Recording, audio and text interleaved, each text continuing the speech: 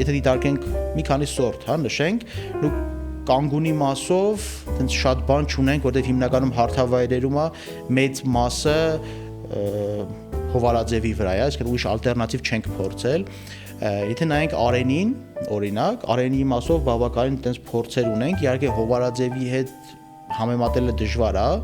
բայց եթե վերցնենք արենին, գույո եւ գորդոն, իմ սեփական մասնագիտական համոզմունքով արենին ավելի լավ է ստացվում գույոյի դեպքում։ Օրինակ Եվրոպան այդ խնդիրը ունենալով լուծումը փորձում է գտնել խաղողի այգու աշխատանքների ավտոմատիզացման մեջ, հա, ինչ առումով, այսինքն հիմա օրինակ բերքահավաքը անում է տրակտորը, էտը նաև հասել են այն աստիճանի, որ նույնիսկ էտը հնարավոր է անել տրակտորի միջոցով, հա, համապատասխան սարքը կա, իհարկե ինքը 100%-անոց լուծում չի, որտեղ մարդկային գործոնը էլի անհրաժեշտ է, բայց կարելի է ասել 1-2 տարի անում են տրակտորով, երրորդ տարին մարդը մտնում է, որ սկսում է այդ 2 տարվա սխալների ուղղում անելով վազը խելքի բերել։